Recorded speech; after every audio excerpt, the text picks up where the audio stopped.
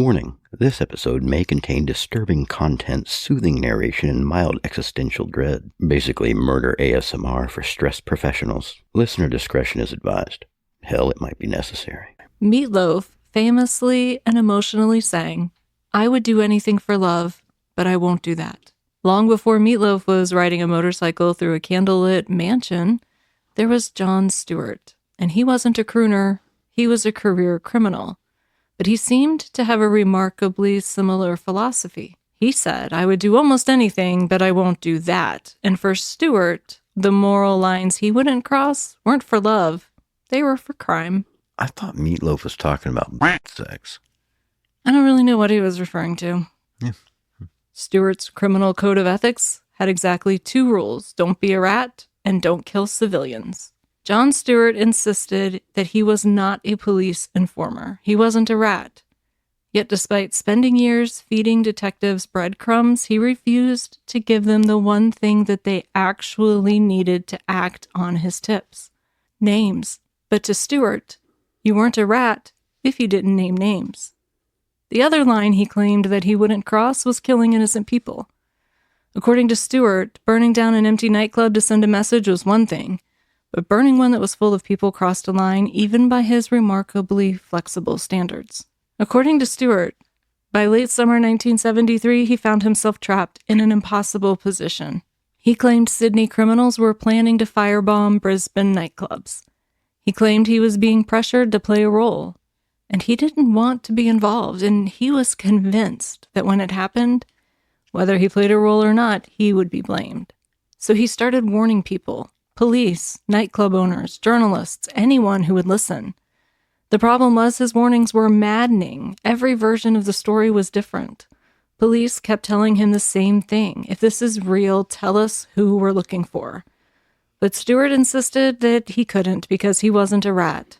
And without names and without evidence and without a story that could stay the same for more than one telling, investigators had nothing they could act on, and almost nobody believed Jon Stewart. Almost. One man did. A flamboyant crime reporter named Brian the Eagle Bolton. He became convinced that Stewart's warnings were genuine. The irony? This is the same reporter who had previously asked police for tacit permission to shoot and kill Stuart himself. Yet now, he was desperately trying to convince them to listen to Stuart. And decades later, one question still hangs over the Whiskey A Go-Go fire. If Jon Stewart really warned everyone, why didn't anyone stop it? This is part 4 of Foretold, the Whiskey A Go-Go fire, right here on Crime to Burn. Welcome to Crime to Burn, where we explore the dark city landscape where true crime intersects with arson and criminal negligence.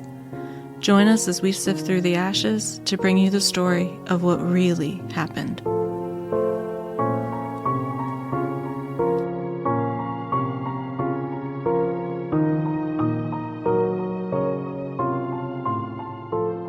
Welcome back to Crime to Burn. I'm April, a fire protection engineer, former firefighter, and faithfully fastidious fire researcher.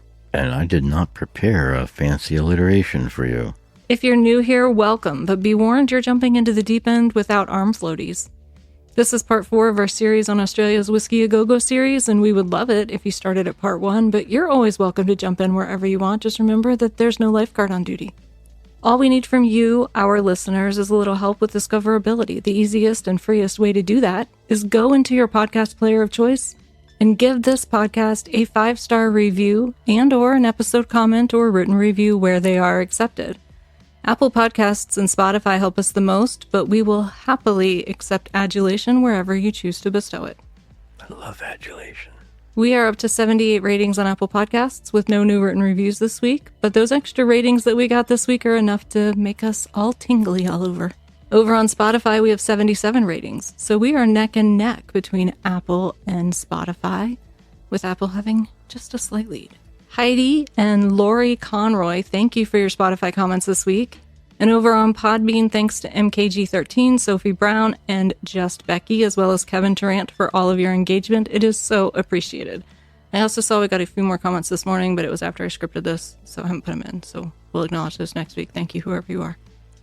Now, Crime to Burn will always be free, supported by ads on your favorite podcast player. But if you wish to help support the show financially, we will gladly welcome you into the Cult of Steve, our official Crime to Burn Patreon. And we have a brand new member this week. Welcome to Bree Aldery, I think is how you say it. We are thrilled that you joined us at the Sacred Snack Table for ad-free podcast episodes. I did so well last week posting on social media and then immediately fell right back off the wagon this week. The good news is, I did get back to the gym. So while I am algorithmically depressed, muscularly, I am deep in the trenches of hamstring hell.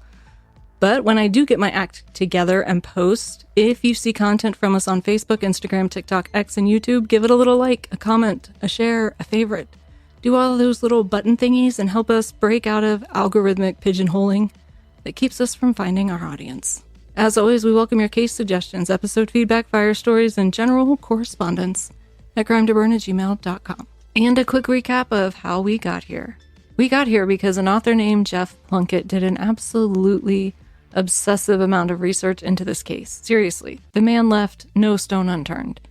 His book is built from original police files, court transcripts, coroner's reports, eyewitness statements, and just about every scrap of archival material that he could get his hands on. In fact, he did his job so well that I have entirely too much information. We're on part 4, and folks, we're still not done. The amount of fascinating, bizarre, and occasionally infuriating material that I'm leaving out simply so these episodes don't become a 12-hour audiobook feels borderline criminal. So if you find yourself wanting an even deeper dive into this case, head down to the show notes and pick up Geoff Plunkett's excellent book, The Whiskey A Go-Go Massacre, Murder, Arson, and the Crime of the Century. In March of 1973, a Brisbane nightclub called the Whiskey A Go-Go was firebombed in the early morning hours, killing 15 people. Police wasted no time identifying their primary person of interest, John Andrew Stuart.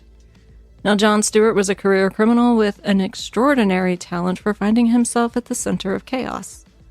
Horrifically abused by both his father and the juvenile justice system, he spent much of his adult life bouncing between prisons, psychiatric facilities, and the streets. Somewhere along the way, after becoming the subject of articles written by crime reporter Brian the Eagle Bolton, Stuart also discovered that attention could be just as intoxicating as crime itself. Years earlier, Stuart had been convicted in the attempted murder of gangster Jackie Steele. He insisted that he had been framed by Sydney crime boss Lenny McPherson and corrupt police officers working in McPherson's pocket. Whether he was right or wrong about that conviction, one thing is certain. When Stuart walked out of prison, he walked out convinced that organized crime and corrupt police were waiting to frame him for something all over again. So his behavior became increasingly erratic. He made threats, he spun elaborate stories, he talked constantly about conspiracies, revenge, and corruption. To most people, John Stuart sounded like a man who couldn't separate reality from paranoia, but there were two people who kept listening. The first was a veteran crime reporter, Brian Bolton, and the second was Detective Basil Hicks, an investigator assigned to examine allegations of police corruption. Now, neither man fully trusted Stuart. In fact, Bolton was so frightened by him that at one point, he allegedly tried to convince a police officer to quietly provide him with a gun so he could shoot Stuart if he had to. What? We talked about that last week. He asked a cop that? Yeah, he said, hey, look, I can get Stuart off your back. All you gotta do is give me a Christmas present. Make it a gun. So stupid. And yet neither man completely dismissed Stuart either. Because for all of Stuart's exaggerations, shifting stories, and attention-seeking behavior, he also had an uncanny habit of placing himself remarkably close to real criminal activity. Which brings us to the weeks before the Whiskey A Go-Go fire. John Stuart began telling anyone who would listen that Sydney's criminals were coming to Brisbane, that they planned to force nightclub owners into a protection racket, that if the clubs refused to pay, one would be firebombed as a warning, and if that wasn't enough, the next one would be full of people. The question wasn't whether Stuart was talking, the question was whether anyone should have believed him. So last week, we left John Stuart in a pretty strange place. Convinced that organized crime wanted him dead, and corrupt police wanted to frame him for whatever crimes came next, Stuart's paranoia was reaching new heights. He gave Detective Basil Hicks a cipher. He invented a code name for himself, Emu. Yes, Emu. This guy is so cool. Oh, wait, all right. Let's put this in context for Australia, though. That's a terrifying creature, isn't it? Yeah, we talked about the Emu Wars last week, too. God damn it. You should re-listen to our episodes occasionally. I do, every week. I have nothing to add, then. Then he started mailing Hicks postcards from his travels, carefully documenting where he was and when he was there. According to Stuart, it wasn't just for correspondence. It was his insurance. If Lenny McPherson's associates didn't kill him first, he was convinced that police would eventually try to pin another major crime on him, just as he believed that they had done with the Jackie Steele shooting.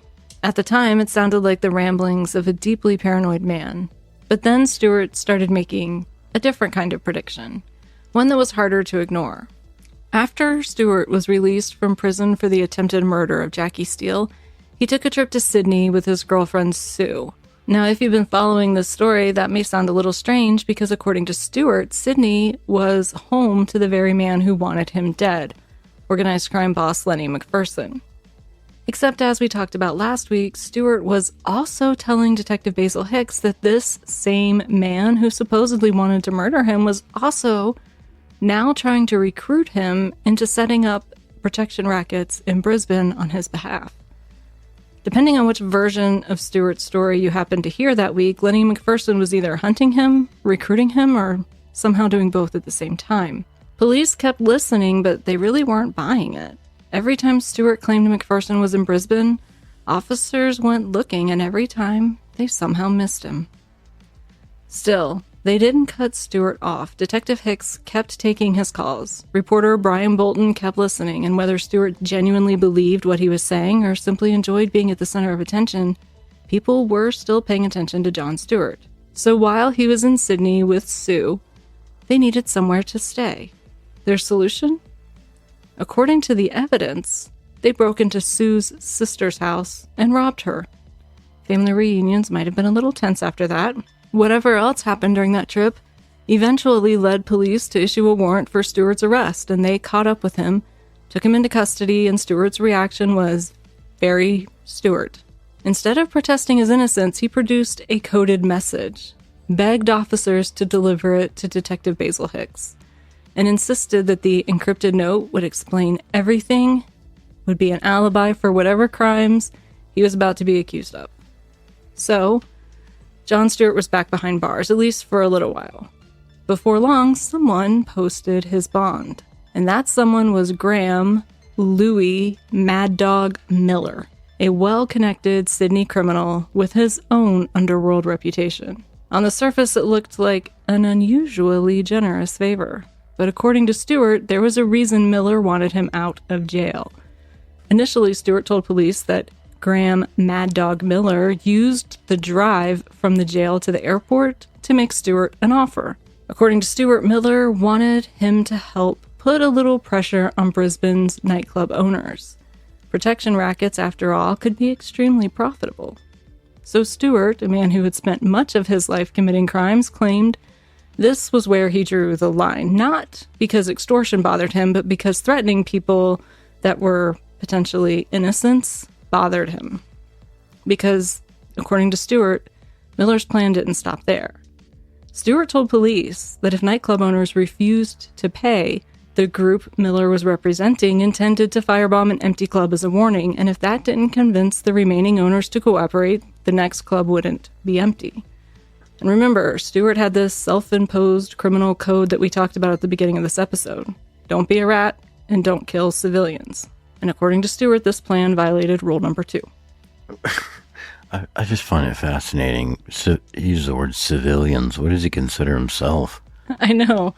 He thinks that civilians are anyone that's not part of the organized crime world, because he thinks of himself as this organized crime leader when really he's just sort of like some kind of crime warrior in the crime army.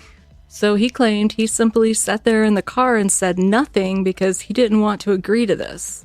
But he also said that by not saying anything, he was pretty sure Miller took it as agreement on his part. But that wasn't the last version of the story. It was just the first. Over the coming weeks, Stuart kept revising it. At first, Miller was the man behind the plot, and then Miller knew nothing about it, and then Stuart became almost certain that Miller couldn't be involved at all. And the story about the airport ride changed too. Sometimes Miller was alleged to have pulled the car over where 4 men approached, laying out the plan, and other times Miller simply dropped Stuart at the airport, and it was at the airport that 3 men approached him. The cast of characters was constantly changing, the number of people was constantly changing, the location of these talks was changing. The only thing that never changed was Stuart's insistence that a protection racket was coming, and that if nightclub owners refused to pay, somebody was going to start firebombing clubs. Detectives naturally wanted names, descriptions, addresses, associates, anything. Instead, Stuart gave them the same answer he'd been giving them all along. I'm not a rat. From Stuart's perspective, he was trying to warn police without betraying the underworld's code of silence. From detectives' perspective, they had a man with a long history of erratic behavior, changing his story every time he told it, refusing to identify a single suspect, and insisting a mass casualty attack was right around the corner. There just wasn't anything for them to actually investigate. But let's stop and talk about Louis Mad Dog Miller for a minute, because this is one of the parts of Stuart's story that I keep coming back to. Not because it proves Stuart was telling the truth, it doesn't. But because one part of the story is objectively true. Miller really did bail Stuart out of jail. So why? I mean, Miller was a criminal, not a philanthropist. You might ask, what did he get out of it? And the only logical answer that I've seen came from Stuart, that he intended to use Stuart to carry out a plan to get in on extorting Brisbane's nightclubs, allegedly. These two were not lifelong friends. As best as anyone can tell, they had met years earlier while serving time together. Miller later said Stuart's solicitor had represented both of them before in different criminal matters, and that's how he got connected to Stuart to help him out. Now, maybe that's true. Maybe it really was just a favor between 2 criminals who knew each other. But I still can't quite make it fit. Maybe it was just a nice gesture. Maybe there was a completely different reason, or maybe there was a thread or 2 of truth woven into Stuart's tales. The challenge is separating the truth from everything else, because there sure is a lot of that everything else. According to police, Miller wasn't simply the blanket and toy salesman that he claimed to be. Right. So he specialized in blankets and toys. Toys. That's pretty much the only, like, it didn't tell me what kind of toys, like, or what kind of blankets. Or no. Or these. What if they were itchy? What if they were wool? What if they were nice Afghans? I don't know.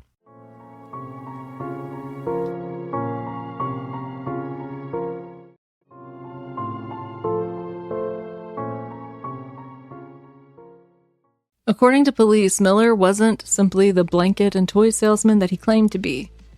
Investigators believed that he had ties to Sydney and Brisbane's nightclub extortion scene. That doesn't make him guilty of what Stuart later alleged, but it does make his decision to bail Stuart out worth asking about. If Stuart invented the entire story, he did not invent the fact that Lewis Miller is the one that got him out of jail.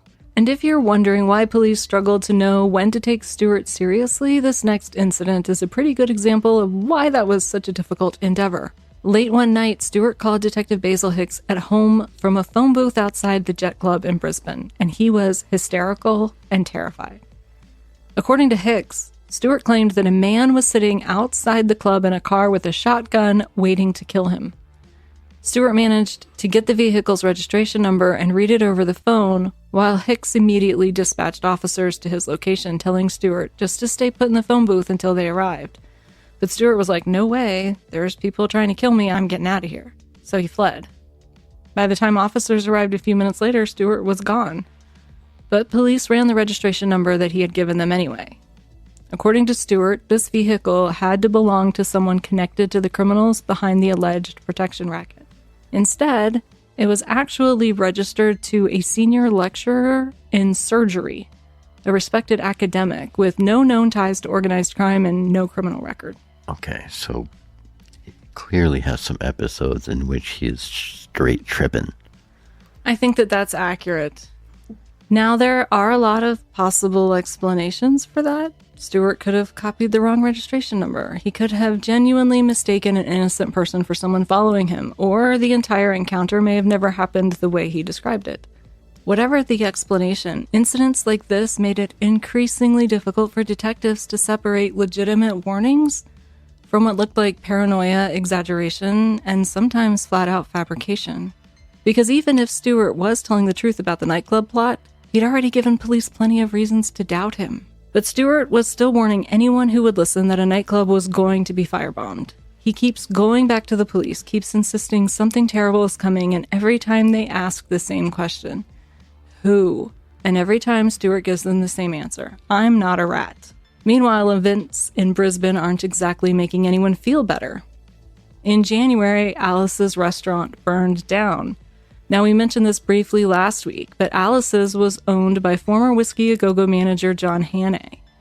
It was also where Hannay kept the whiskey's financial records that investigators wanted to examine as they looked into allegations of financial impropriety surrounding the club. But then Alice's caught fire, and the records disappeared with it. Hannay collected on the insurance. Investigators were not convinced that fire was an accident. The door had reportedly been blown outward, suggesting some kind of explosion, while Hannay maintained that it was actually probably caused by a malfunctioning toaster. That must have been one hell of a toaster. Big bread. Now let's zoom out for a second here because I think the timeline matters. So Stuart was bailed out by Lewis Mad Dog Miller on December 20th, 1972, and less than a month later, Alice's burned. And all across Brisbane, nightclub owners and managers were dealing with another very unsettling trend. Between 1971 and 1973, cars belonging to people connected with the nightclub industry kept being mysteriously bombed or destroyed by fire. Against that backdrop, Stuart continued making the same predictions. First, he said an empty nightclub would be firebombed to send a message, and then one full of people. And then on February 23rd, 1973, a nightclub called Torino's was destroyed by fire. Investigators determined that gasoline had been used. The building was a total loss. And, just as Stuart had been warning, it was empty at the time of the fire. So where was John Stuart when Torino's burned? Well, I'm glad you asked, because the answer is absolutely ridiculous. The day Torino's burned, several of Stuart's associates had apparently been arrested for something we don't know what. And according to Stuart, he wanted to find out what was happening to them. So he came up with what he apparently considered to be a brilliant plan. He walked into the police station and falsely reported that his wallet had been stolen. It hadn't. The idea, according to Stuart, was simply to get himself inside the station so he could ask questions about his friends without arousing any suspicion. Mission not accomplished. Police already knew John Stuart. A career criminal doesn't exactly blend into the wallpaper when he casually wanders into a police station. And something about the whole thing struck officers as odd. So they searched his car. Now. Whoa. Wait a minute. Oh, maybe things work different in Australia. Can't just search things on a hunch here. Now, my next sentence is, now, I don't know what the search laws were in Queensland in 1973 or whether Stuart consented to the search. Geoff Plunkett doesn't really get into that. He simply says that police searched the vehicle and what they found was a firearm. Unfortunately for Stuart, possessing a firearm was an arrestable offense for him. So instead of walking out of the station with information about his friends, he was escorted to his own cell.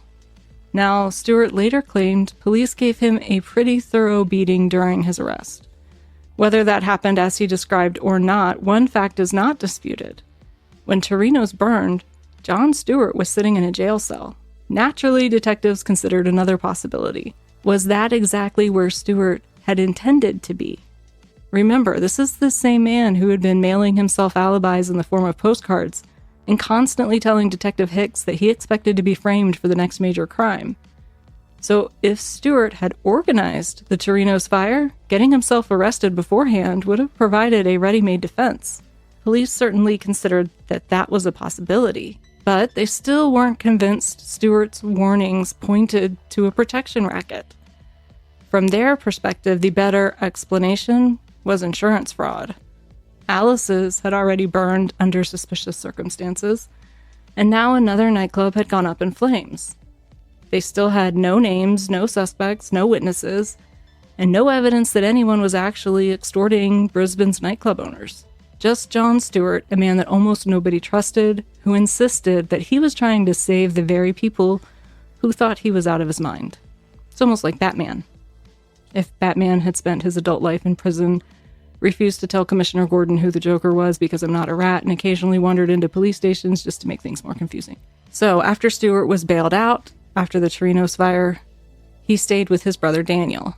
Now Daniel may not have followed Stuart quite as far down the criminal pathway, but he did have his own reputation for allegedly abusing women. And while staying there at his brother's house, Stuart at one point went to collect a man he simply introduced as Doug Jones. At least that's what Stuart called him. According to Stuart, Doug had just arrived from England for what appeared to be an unremarkable holiday in Australia. Except, Doug was remarkably absent from Stuart's stories. You see, Stuart was still meeting with Detective Hicks and Brian Bolton. Stuart told Detective Hicks just about everything, and he told Brian Bolton even more. Yet somehow, this English friend staying with him and traveling with him and eventually living with him never came up. Instead, Stuart and new best friend Doug drifted from place to place. They stayed with Stuart's mother and then his sister. And a week or two into Doug's visit, Stuart finally rented a flat for the two of them, renting it by the week. Now, the landlord was not told that there would be two tenants. She only met Stuart. But Stuart did mention to her that he would occasionally have several men over in the evenings so they could read the Bible together, which is certainly one way to explain having a revolving cast of visitors, I suppose. But after the Torinos fire, Stuart and Doug kept a very low profile. Brian Bolton, however, did the opposite. He published another newspaper article. This time, though, something was different.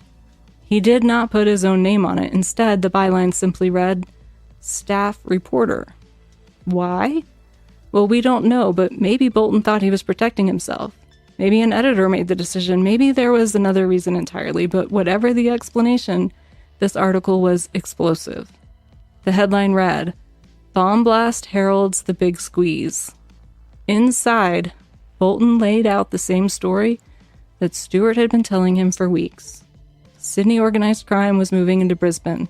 An empty nightclub had been burned as a warning, and unless nightclub owners started paying protection money, the next fire would happen not in an empty building, but in one full of people. But then, after the article, Stuart's story evolved again. Now, at this point, he's desperately trying to get in front of the Little Brothers. They're the owners of the Whiskey A Go-Go and another club called Checkers. He was calling, showing up, trying to find them. He kept trying to catch them in person. But this time his warning has changed. He insisted that this actually wasn't a standover. They're not looking for weekly payments anymore. They just want one large lump sum, and if the clubs don't pay, then they're going to kill people. He even told the Littles that these men supposedly knew where they lived and had photographs of both them and their families. And then Stuart, as he's having this conversation with them, starts thinking aloud. According to the people listening, he began workshopping solutions in real time. Suggested that maybe he should get himself arrested again, because if he's in jail when the fire happens, he can't be blamed. Or maybe he should just go ahead and leave the country. And then he floated his best idea yet. Actually, he said, what if I kill these guys first before they can hurt you? You see, I would be willing to do that if you would be willing to help me with a little financial assistance to either help me get out of the country after I do it or to help pay for my legal bills. What a great plan. Understandably, the nightclub owners weren't exactly persuaded. From their perspective, John Stewart's story had changed so many times that it was becoming impossible to separate genuine warnings from complete fantasies. Frustrated, Stuart announced that he'd come back with police officers and reporters. And if nobody believed him now, he would make sure that there were witnesses with him on record delivering the warnings again. So later, Stuart met with Brian Bolton, and he was in an increasingly agitated state. He claimed that he'd been at the Flamingo Club when the same two men who had supposedly recruited him during the trip to the airport after he'd been bailed out the last time, that they walked into the club. And at first, Stuart thought they probably didn't recognize him because he looked different. He'd been trying to change his appearance. But then, according to Stuart, one of the men winked at him, and that was all the confirmation he needed. In his mind, this was his sign that their plan was moving forward. It's go time. So he begged Bolton to accompany him as he warned all of Brisbane's nightclub owners. And Bolton asked the obvious question, if these guys are actually here now, have you gone and told Detective Hicks yet? And of course he hadn't. So Stuart headed to Detective Basil Hicks's office, and he agreed to give a recorded interview. The beginning of the interview sounded familiar. He's reiterating the story of the protection racket, the nightclub owners, fire bombings, and then Hicks asks the question that he has been asking for weeks, months even. Who are these men? Stuart still wouldn't answer. Instead, he proudly unveiled what he seemed to believe was the ingenious workaround. He explained that the bouncer at the Flamingo had also seen the two men, so Hicks could simply go ask the bouncer for their description and identification, and that way, Stuart reasoned, the police could get the information they needed without Stuart having to become a rat. To Stuart, this involved his entire moral dilemma. At least he's going around his elbow to get to his asshole. He sure is. But to Hicks, it solved absolutely nothing because the story still kept changing. There were still no names, no addresses, no associates, nothing detectives could actually follow up on. And then Stuart somehow managed to make the interview even stranger. While sitting in a recorded police interview, he floated another idea. He said that maybe he could lure the men into attacking him so that he could shoot them in self-defense. That's not self-defense. Just saying. He said this in a recorded police interview. Hicks immediately shut that idea down, pointing out what should have been obvious. If you deliberately arrange the confrontation, it isn't self-defense anymore. More importantly, Stuart had just proposed the whole thing on tape. That made it more premeditated murder. If he followed through, Hicks wasn't going to be helping him. He would actually be testifying against him. But Stuart wasn't finished trying to convince the authorities. He took this same story to another police officer. Torino's had already been burned, and according to Stuart, the next attack would target a nightclub full of people. And he received much the same response: questions, skepticism, requests for names. At least this time, Stuart apparently left the whole "I'll just murder them first" strategy out of the conversation. Instead, he came up with another plan. If police wouldn't believe him, maybe they'd believe him if there were witnesses, like a lot of witnesses.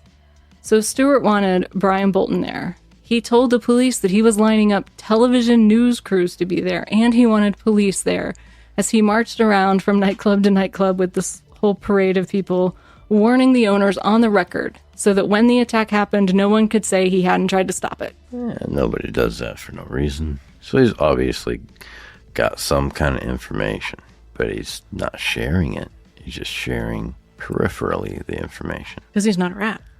Because he's not a rat. Yeah, so he keeps telling everyone. He is a rat, though. He is. He's totally a rat. He's just not a very good rat. He's not really good at anything so far. So on the evening of March 7th, Stuart and Bolton agreed to meet at 9 p.m. at the Hacienda. From there, they would visit the clubs together. But it never happened. Because Brian Bolton did what Brian Bolton often did. He drank most of the day. He was tired. He went home for a nap. Now, Bolton had been drinking all throughout the day, and he knew that he needed to get some sleep before this meeting. So he reportedly gave his family very specific instructions. Wake me up by 8:30 p.m. I have somewhere really important to be. Years later, Bolton's family explained why that didn't happen. As they put it, a sleeping Brian was preferable to a drunk Brian. Never poke a sleeping Brian. So they let him sleep. Whether they genuinely couldn't wake him up, as his wife later claimed, or simply chose not to, the result was the same. Bolton did not open his eyes until around 10 o'clock that night. And by then, John Stuart had already gone looking for the nightclub owners alone. John Stuart, it turns out, did not handle disappointment particularly well. When he arrived to meet Brian Bolton and found that he'd been stood up, witnesses later described him as furious. At 10:15 p.m., Stuart left Bolton a handwritten note at his office. I waited from 8:55 to 10:10. Why didn't you appear? I want to know. John A. By this point, Stuart's grand plan had completely fallen apart. There was no television crew, the police weren't there, the reporter wasn't there. It had become a one-man campaign, which it always had been. So Stuart went looking for the Little Brothers. So it became what it had always been. So Stuart went looking for the Little Brothers himself. His first stop was their club, Checkers, but they weren't there. But he was told that John Bell, the manager of the whiskey, was attending the opening of a new nightclub called Blinkers. So Stuart went there looking for Bell. And according to Bell, when he saw Stuart, Stuart was furious. Who's naming these clubs? Blinkers? Really? He scolded Bell for missing their meeting. He scolded him for ignoring his warnings, and then he insisted that people were going to die. But Bell wasn't persuaded. In fact, he was so unconcerned that after talking to Stuart, he walked back into Blinkers, where the little brothers were actually inside, but never mentioned Stuart's warning to them. How do you tell anyone that you're at Blinkers with a straight face? I don't know. Afterwards, Stuart returned to his brother Daniel's house and collected best friend Doug and told everyone that they were going to head back to their flat and go to bed. This is where Doug seems to disappear from the timeline for a little while, but Stuart doesn't. Introducing anomalies. Around 12:45 that morning, he walked into the Flamingo Club. Then he spent roughly an hour talking with the same doorman that Stuart had previously wanted Detective Hicks to interview about the two mysterious men who had supposedly winked at him. Then something happened that puzzled people ever since, because Stuart said he needed to make a phone call to check the time. Like 411? Yeah, so for those of you born in the modern era that have never experienced this, there used to be a phone number you could call that would tell you what the current time was. And the temperature. And the temperature. And possibly the weather. So it's like 2 a.m, and Stuart suddenly is desperate to know exactly what the time is. Man who hasn't called 411 at 2 a.m. Come on. He asks to use their telephone so he can call time. The doorman initially refuses and says, "Sorry, man. The boss took the telephone receiver off of the phone in order to stop the patrons and the staff from making long-distance calls." I have a really super obvious question. Mm-hmm. Couldn't the doorman just tell him what time it is? That was my question as well. Or anyone in the club. I'm sure the people wore watches. You just go. You probably just yell randomly into a crowd, "What time is it?" Some asshole will answer you. "Time for you to get a watch." "Time to get a watch, dummy." But eventually the doorman relented and produced the missing handset to the phone. Stuart plugged it in and called for the time, and it was 2:15 a.m. And then on his way out, Stuart asked the club owner what time it was, and he checked his watch and said, "Yeah, it's 2:15 a.m. He was very concerned with what time it was as he was leaving. He wants to leave a timeline. 5 minutes later at 2:20 a.m., Stuart arrived back at Brian Bolton's office and left yet another note. He was still deeply angry about being stood up. And from there, he drove to his sister's house. So he creeps into her house, into her bedroom, and wakes her up. And they have this conversation in the middle of the night. This is before it's on the news that the whiskey's burned. And according to his sister, Stuart wakes her up and tells her they've done the whiskey a go-go. And so she's like, "Oh my gosh, were you there?" And he was like, No, I wasn't there. I was at the Flamingo until 2:15. He was already thinking about where he'd been, already worried that police would blame him, and already telling his sister that in the morning he was going to go hire a solicitor before going to speak with detectives because he knew they would be looking for him. What is a solicitor? That's a Australian term for a lawyer. Oh. So Brian Bolton learned about the fire around 4 o'clock that morning. When he reached his office, he found Stuart's notes waiting for him. Police, meanwhile, had already issued a circular with Stuart's photograph indicating that they wanted him found so that they could talk to him about the fire. So later that morning around 9 a.m., Stuart and Doug quietly moved out of the flat that they had rented just 4 days earlier. Although Stuart had spent the middle of the night telling his sister that he expected police to accuse him of the fire, when his sister-in-law Rose called him that morning with news of the fire, Stuart acted like he was completely shocked and he had no idea before she told him.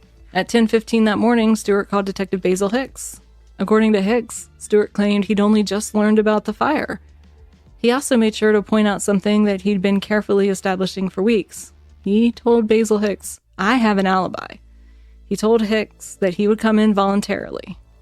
Then next he called Brian Bolton. Now, Stuart was still irritated about being stood up the night before, and this, he casually told Bolton, is why you should have been there. We could have had it on record that we warned them. After retaining a solicitor, Stuart headed to police headquarters, and the interview lasted 9.5 hours. Wow. But it didn't get off to a very smooth start.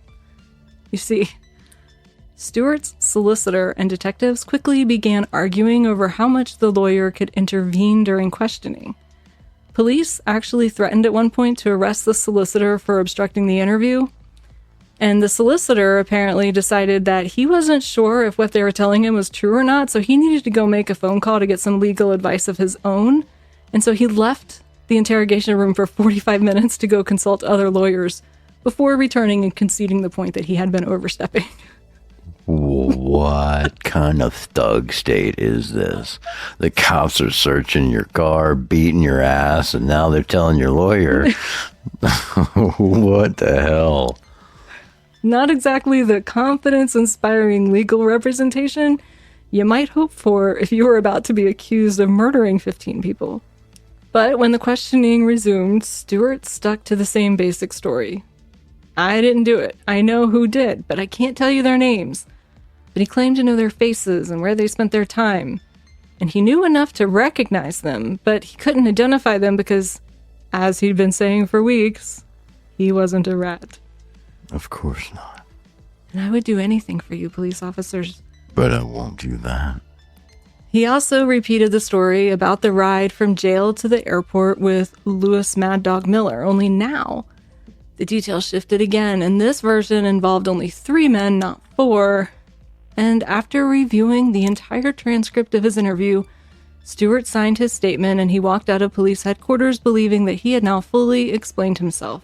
Whether the detectives shared that opinion is another question entirely. Meanwhile, police announced a reward of $50,000 for information leading to the arrest of whoever might be responsible for the Whiskey A Go-Go fire. $50,000. That was an extraordinary amount of money in 1973. The kind of money capable of changing someone's life, and sometimes it's enough to change someone's loyalties. Because before long, someone decided that they knew exactly who had set the Whiskey A Go-Go on fire. It wasn't just the detectives or Brian Bolton. It was somebody much closer to John Stuart that suspected him now. And that betrayal is where we'll pick up next week on Foretold, Australia's Whiskey A Go-Go fire. Oh, I failed you again. Tastes like sparkles and plastic. 4/5 of industrial accidents were caused by children. That's why we decided to fire them. This is how self-loathing gets started. I'm gonna make Eskimos sexy. I'm toting around a whole lot of sweet and sour soup in here. Soup locker. You do like the deep dives, don't I? I am a diver of sorts. You want to see my snorkel? I feel like I have to burp. It's more than a feeling. It's a lifestyle. And now for an hour of smooth jazz, right here on Crime to Burn. I am unprepared. I have notes here, but they have nothing to do with the show. So that's not going to work. Where does an Amazon driver take a... I guess gas station bathrooms? I don't really know. Most of the gas stations around here wouldn't have public bathrooms. Does an Amazon driver in the woods? I really sincerely hope not. I just want my package to get here so I can play with my new toys. You want to see my package? Sure. Wow. Do you want me to just get started? Not if you can't handle your package business issues. What do you mean not if I can't handle my package business? You can't get your together and stop thinking about my package long enough to do your podcast. Now maybe you should wait. Oh, you were trying to be silly and I was making metaphors. And then now we're looking at each other awkwardly. And then I can set mine to all toasty warm and you can set yours to frigid. We can have a thunderstorm right down the middle of the bed. Sounds hot. The thunder down under. He found himself trapped in an impossible position. Not bad sex. I hear that's possible. He was a silly eagle. Reading is hard sometimes. Maybe you get a second job speaking after like insurance commercials or drug commercials. It's all about the breath control, baby. Maybe we could dampen a pair of your socks and stick them in the freezer. And then You think that's funny?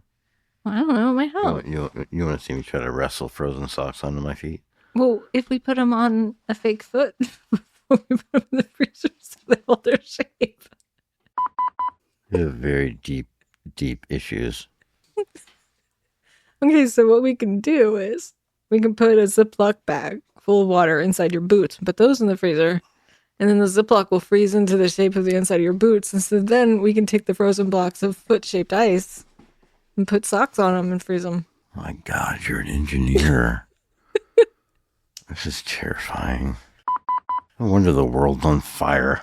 I didn't do it. I'm going to get 2. I'm not even going to drink them. I'm just going to put 1 in each armpit. I could get you little cold packs to put 1 in each armpit. Think they and then you can drink your beer. Packs. What? Then you can drink your beer. No, I have like out of my armpit? No, I have boob cold packs that'll fit perfectly in your armpit. What do you think of? Armpit tits? Boob, armpit, what's the difference? Just one of them's in. You know when you see the swimsuit issue and they show you their armpit and you can't see any boobs? No, because they don't do that. I'm so full, it's making it hard to breathe. What'd you have? Well, I ate a big breakfast. So I had like my giant coffee protein shake thing. I mean like giving your life story. I meant like what kind of sushi did you have? I had the cream cheese avocado and salmon roll. All right. With spicy mayo. And then I had a spring roll and an egg roll. Mm-hmm. On top of my eggs and protein shake from a few hours earlier. You just had to get that in there. You're badly determined to tell me the whole thing. I'm going to tell you everything I've eaten today, whether you want to hear it or not. Now, if you've been following this story, that may sound a little strange. Why? Because... Oh, got it.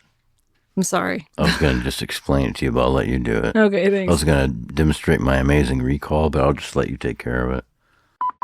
Well, you start out with like a couple of G.I. Joes, and then you steal a Barbie doll, and then you just start investing from there, and it just grows, multiplies. What were we talking about? Blankets and toys. You need the skin-to-skin contact. Okay. Man, now I'm distracted. And if you're wondering why police struggled to know when Stuart... Damn it. Oh, there we go. Oh, that was ripping. That feels better. It's just making my brain hurt a little bit. 8:30 p.m. Nighttime. Nighttime for smooth jazz. Well, when they say a circular, like, I'm wondering if that means like a bolo. Like, maybe it wasn't like... So circular here means some printed material, right? Yeah, so I don't know. I'm using the terminology they used in the book because I'm not super clear on how, like, if that meant that it was like... Well, I'm glad the Australians understand you, even though you don't understand yourself. I don't understand myself. Well, I can't wait to hear it all fresh again next week after I forget this whole thing ever happened. What am I supposed to do with trauma? I compartmentalize it to keep me safe. I'm a very delicate flower. If you were a flower, what kind of flower would you be? Tulips. Oh, we're really going to pontificate about this. Yeah, okay. I thought that might be a nice side quest.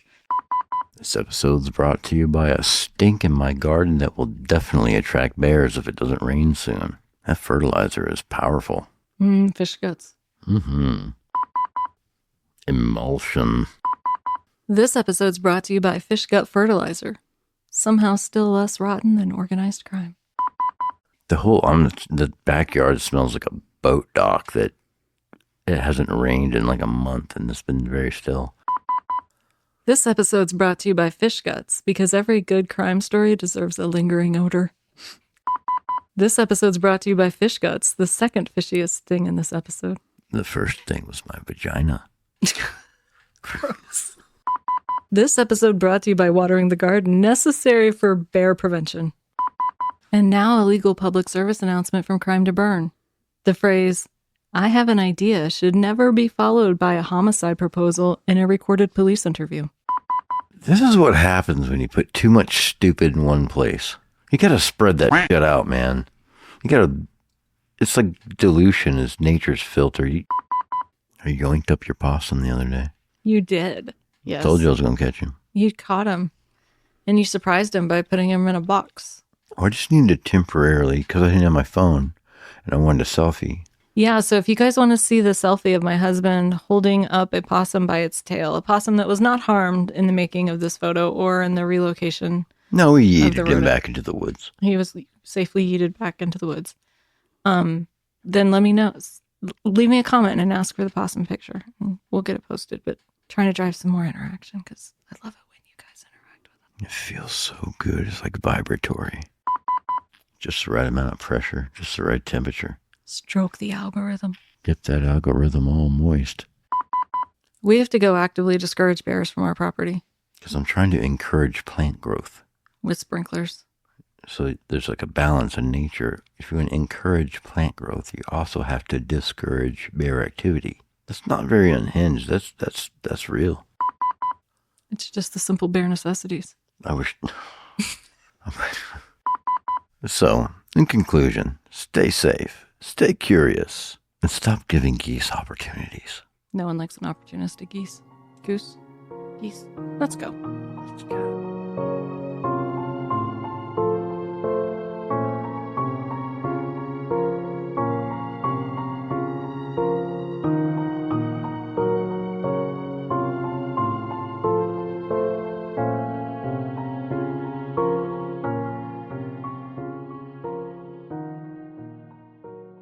Crime to Burn is a production of Crime to Burn, LLC, where we light fires in your brain and not your buildings. All rights reserved. Still spiritually parched after this episode? It's okay, Steve believes in cross-pollination. Here's a trailer for a show we think deserves to infiltrate your ear holes in a good way. Don't forget to leave a 5-star review before you go. Steve is watching. Welcome to Primetime Crime Podcast. I am your host, Kylie, and in this podcast, we are going to deep dive into some lesser-known unsolved true crime cases, from missing persons to unsolved homicides. This is the place where we are going to unpack it all, research it all, talk about it all, and try to bring justice to these families after all of these years. We are going to take it one story at a time, one case at a time, and hopefully justice will be ours. I hope you all will join me on this journey. You can find me at Primetime Crime, wherever you get your podcasts.